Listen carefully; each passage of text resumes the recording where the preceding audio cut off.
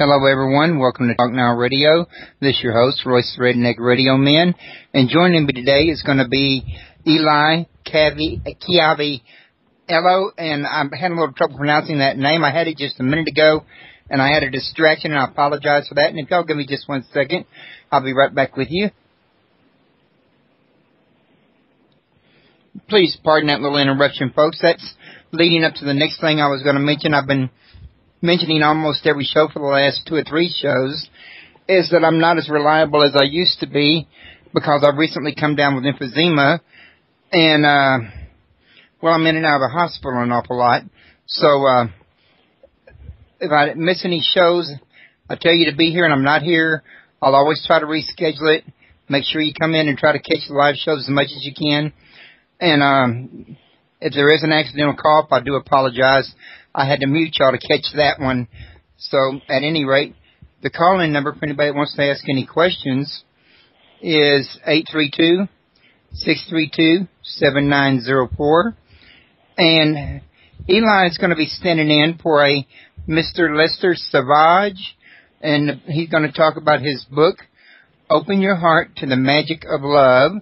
And we're going to try to enjoy this hour and hope to educate some people and get some interesting conversation going here. Eli, how are you doing tonight? I'm doing good, Royce. Thank you for having me on your show. Well, thank you for being on the show, and actually that's more like today than tonight. But, yes, sir. At any rate, this book, Open Your to the Magic of Love, Your Heart to the Magic of Love, this is a pretty recent book of Dr. Savage's, isn't it? Yes, it was released on Valentine's Day this year. Valentine's Day this year. So, any idea what led him to write this book? Yes, Royce. Dr. Savage has spent his whole life helping people. As a physician and a surgeon, he's literally saved people's lives and saved families and kept them together. And in his retirement, he's 86 now, so he retired from clinical practice in 1991, and he's still dedicated to helping people. That's the whole purpose of his life, is helping people, and now that he's not a practicing surgeon, he's trying to help as many people as he can through writing. Ah, okay. Well, it sounds like a pretty worthwhile topic to me. I mean, there is a certain amount of magic in love. In fact, it's so much magic that if more people opened up their hearts to it, the whole world, the landscape of everything would change as soon as they did. That's what we're hoping for with this book. Dr. Savage, the magic of love that we're talking about is happiness, and the happiness that comes when you treat other people with love, compassion, forgiveness, and sharing in your heart. Well, yeah, because it becomes a two-way street. I mean, the more compassion you show towards others, the more they're likely to show back to you and to other people as well, and it kind of gets a ball going, a snowball effect, you might call it. Yeah, that's what we're hoping for. We're hoping to build a wave of human kindness that just starts one person at a time, and the effects of one person's kindness can be felt by the person they're kind to, and they can be seen by other people who witness that action. And what we're really hoping is that enough people will give themselves to kindness and begin to treat other people with love in their hearts. And if we get enough people doing that, the whole world can change. So, what can you tell me about this here book? What kind of things could I expect to find in it roughly? I mean, I don't want you to give the whole thing away, but kind of a general idea. Well, essentially, the main message of the book is that if you treat other people with kindness and with love, you will be happy.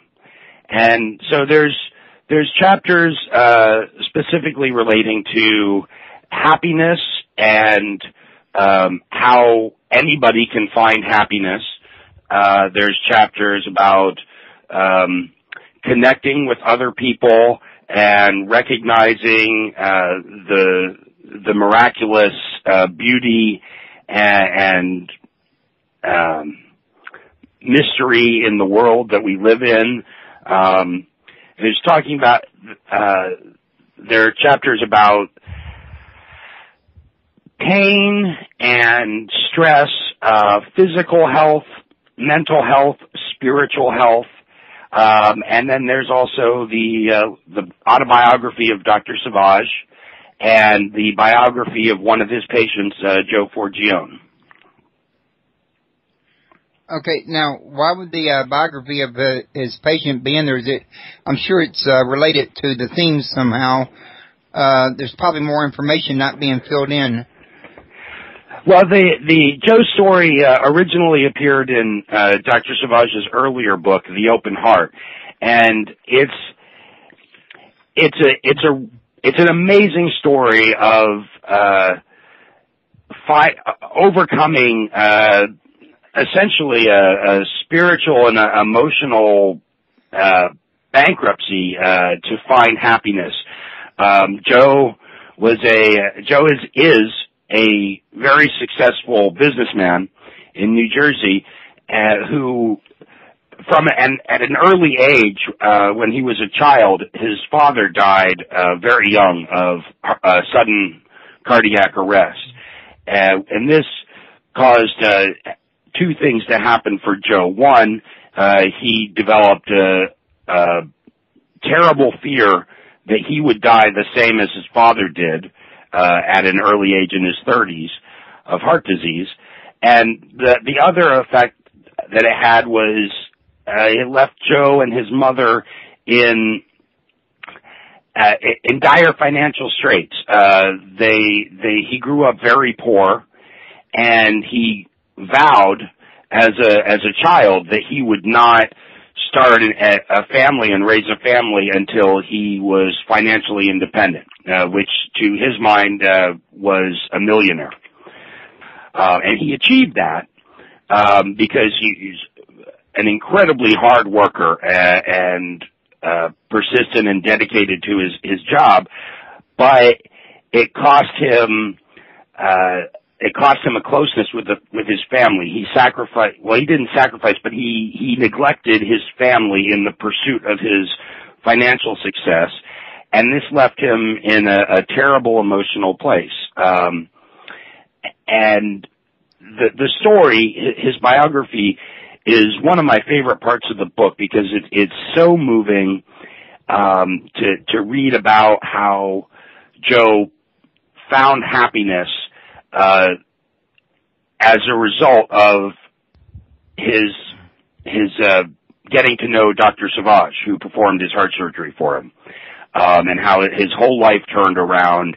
And it's just a really, really moving example of the message of the book in action. How placing a priority on treating other people with love was able to change Joe's whole life.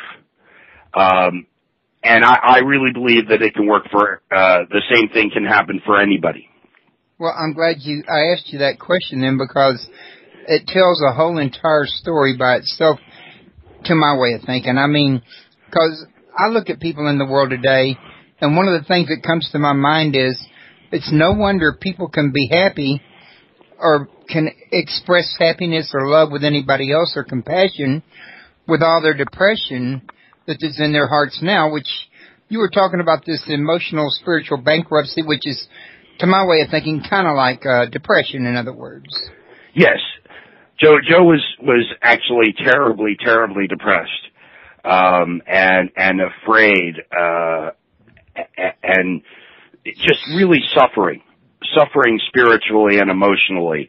And that's one of the amazing things about this book is the example that he presents in his life of how miraculous an effect the principles that we talk about can have on somebody. Well, I think that's just a wonderful thing. I happen to know people myself that, claim to be going through this kind of depression, and I know that some of them, they honestly believe it's a chemical imbalance in the brain, which I personally never bought into, but some people have, in other words. You got Well, Royce, I was actually, myself, I was depressed for 8 years, and then I was treated with medication that it was, I have problems in my brain with the neurotransmitters and receptors, and the different chemicals, and I was treated successfully or effectively with medication for 5 years, but that didn't really address the failure of my philosophy and my absence of spirituality. And it wasn't when I finally addressed those two things, my philosophy and my spirit, largely through working on Open Your Heart to the Magic of Love, my whole life changed. And for the last several years, every year has been the best year of my life. I'm getting happier and happier. I'm happier now than I ever imagined I could be. And it's because the chemical problems that I have in my brain they're important and they're significant, but correcting those alone is not enough. To really enjoy and experience life to the fullest, I believe you have to have a philosophy and spirituality that enables you to feel joy. Well, let me ask you this here, Eli. Since you've been into the Open Your Heart to the Magic of Love, and your life's been getting happier, are you still on the medication, or have you been able to let that go? No, I've been off of the medication for about 3 years. About 3 or 4 years. So 3 or 4 years, something like that, yeah. Need it. No.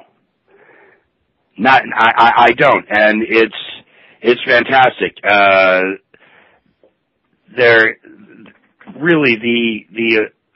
I'm so grateful that I had that treatment when I needed it, because I really just felt like my life was insufferable. It was just really impossible for me to feel any kind of baseline happiness or baseline pleasure, and the medication helped me with that, so that I was sort of, my brain was sort of more or less normal, but it didn't really affect my philosophy. And it wasn't until I began employing the principles in this book and trying it for myself, treating other people with love in my heart, that I really felt my whole life turn around. That's really very interesting from my perspective on this here, because I know of several people that's on antidepressants that have shared that they still feel a void or a dark cloud, something missing in their life. And I've heard you repeat many times the word spiritual or spirit or spirituality or something of that effect. And I think a lot of people fail to realize the importance of good spiritual care, nurturing, in other words. I agree with you, Royce. For me, when I'm talking about spiritual matters or my spirituality, I can tell you, I'm not talking about any kind of religion or any type of faith. For me, my spirituality is feeling a sense of connection with other people. I feel that we're all connected to each other, and so and that helps me understand why when I do something kind for somebody else, I feel good. The person I've done a kindness to feels good because somebody was kind to them, and I feel good because when I act with kindness in my heart, that makes me the sort of person who does that, and that makes me feel better about myself. And when I treat somebody with kindness, that makes my community the sort of community where people do that, because that's what I did, and I'm in my community, and so it improves my community, it improves myself, it brings happiness to me, and it makes the world, the amount of the world that I can touch and see firsthand, it makes it a better place. Well, I'm glad to hear you say that. It really, because you're bringing things to my mind. I mean, I'm sitting here thinking about what I'm hearing is, this book sounds to me like means of building good self-esteem, the kind of things you do that would make you feel good about yourself. That's definitely a byproduct. The self-esteem, I mean, it's really hard to be happy if you don't have self-esteem. But if you treat other people well, then not only do you get the happiness that comes from knowing that you did something good for somebody and improved that person's day a little bit, but you also get the improvement in your own self-perception, and that makes it easier to have a higher self-esteem because you're that sort of person. Well, do you think perhaps a person can have a kind of chemical neurotransmitter issues you were talking about from having a lack of spirituality and no foundation in philosophy, or little or poor foundation in philosophy in their life? Well, I'm not sure that neurochemistry and philosophy are really related. In my experience, is two separate things. I still have the problems in my brain which tend to impact just how my brain functions, but it's not as critical a thing for me anymore because my philosophy and my spirituality has been corrected. So I'm not a doctor, but I don't think that the neurochemical hoo-ha or whatever, for want of a better term, I don't think that neurochemistry and spirituality are directly connected, but living a life full of joy definitely improves brain function. I can say that for sure. I would imagine it would. The only thing that would seem to me would be a drawback that you might hear from some people, and I'm not a depressed person to, experience this myself, but I know people who would say this to me would be basically, well, how can you experience joy while you're depressed at the same time? And yeah, it's difficult. And what I would say is that is simply to try it.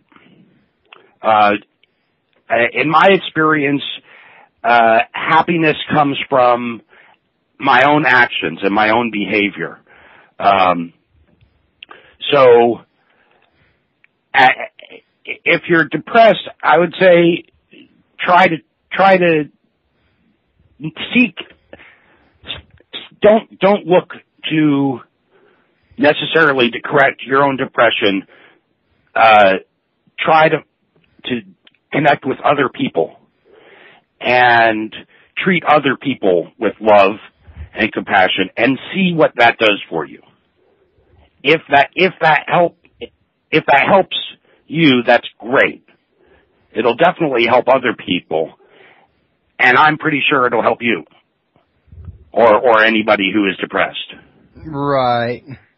Which sounds like some pretty good advice to me.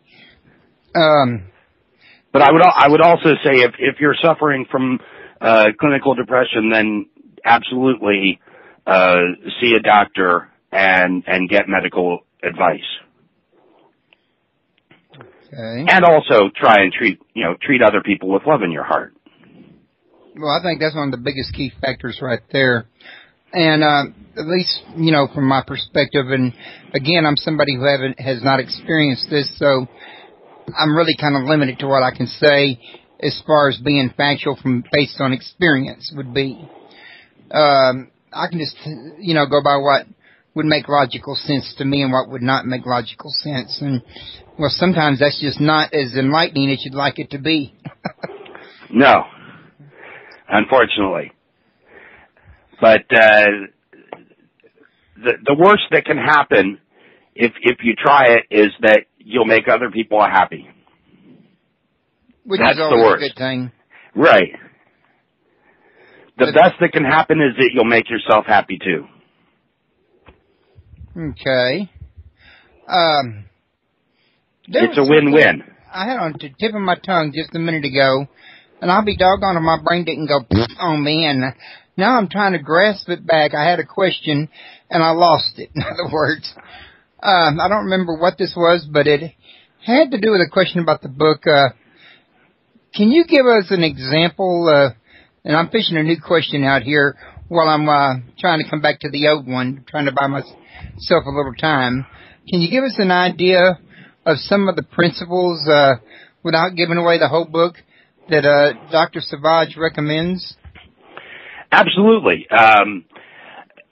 Essentially, Dr. Savage wants people to be healthy as possible. So there's chapters in the book about there's three aspects of optimal health. There's physical, mental, and spiritual.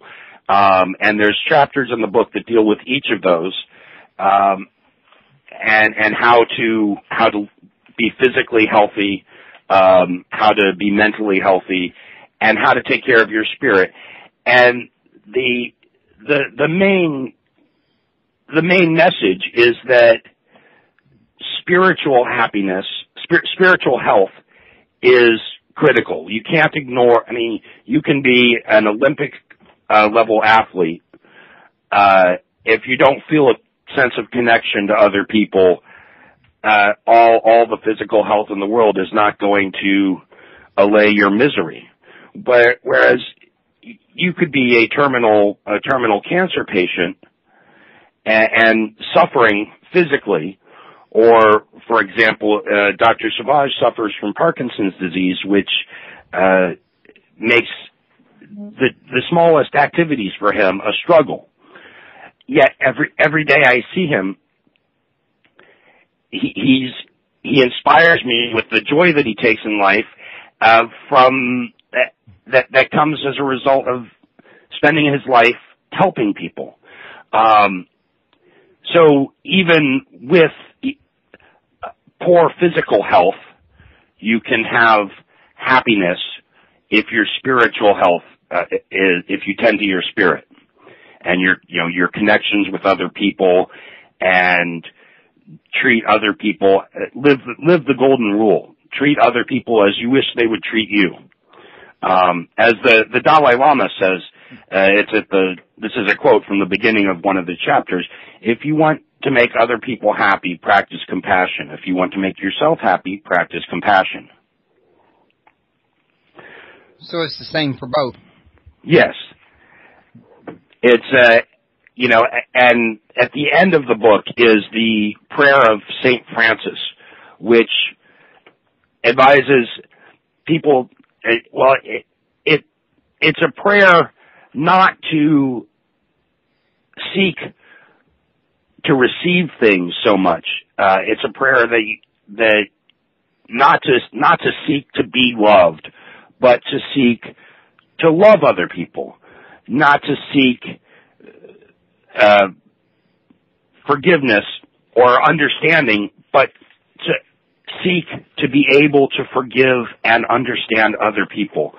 And I've carried this the prayer of St. Francis around in my wallet for I think about 12, 13 years. Dr. Savage gave it to me early on in our working relationship. as he gave a prayer card to each of his patients when they left his care. And it's motivated him, and it motivates me, even though I don't look at it really from a religious point of view. I look at it from a personal point of view of, if I'm unhappy, the best way for me to correct my unhappiness is not to try to make myself happy, or do things for myself. The best way for me to make myself happy is to do things for other people. It's in giving we receive.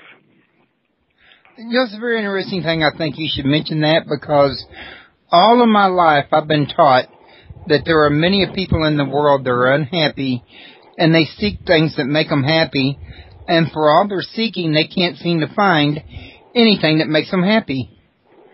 Yeah, the goalposts are always moving. If you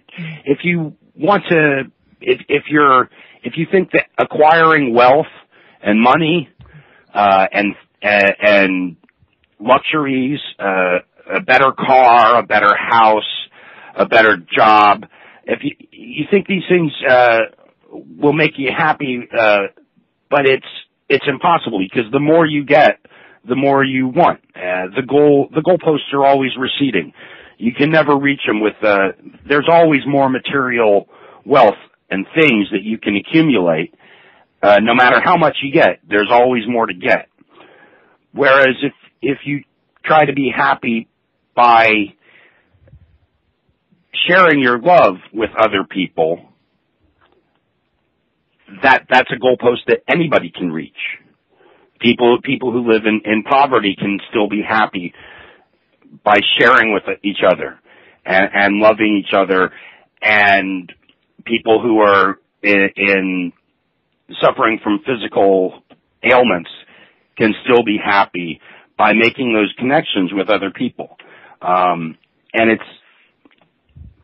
it's so much more effective than seeking happiness by getting things, because there's always more things to get. Nobody can have all of the things. Well, that's true. And plus, I've also noticed myself that when I was helping family move, or going to get my sisters or my friends broke down on the road or something like that, for a while, your mind goes off of all your troubles while you're seeking to help somebody else. And even just if it's only for a little while, you feel a little better. Absolutely. And I think the reason is because when you do something for another person, you make the world, your world, the part of the world that you're in, you make that world the sort of place where people do things like that. With every positive action, you change the world. Now, also, something I wanted to mention before I forgot was, actually I'm going to have you mention it, because I evidently had the wrong website up here for you folks, and you got the correct one. So, you want to tell all the listeners where the website's at? Yes, it's betterlifepress.net. That's the publishing imprint that Dr. Savage uses, and that's the best place to get Open Your Heart to the Magic of Love. It's also available on Amazon. Okay. Now, is Dr. Savage going to be writing any more books? Probably not. This is, as I said, he's 86. He's almost 87, and he suffers from Parkinson's disease. It's very difficult for him to write. It's difficult for him to speak often.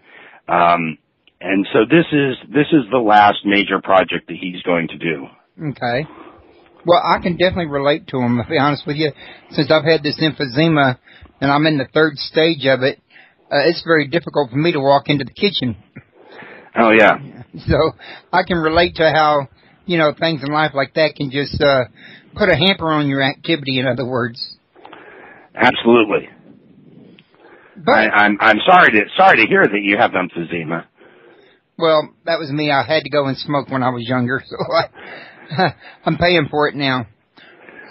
At any rate, though, I do know that, doing for other people does make you feel better. And, you kind of get a chance to bond with people when you're, helping them out and doing things with them. And it's not just doing things for them. And if there is an accidental cough, I do apologize. I had to mute y'all to catch that one.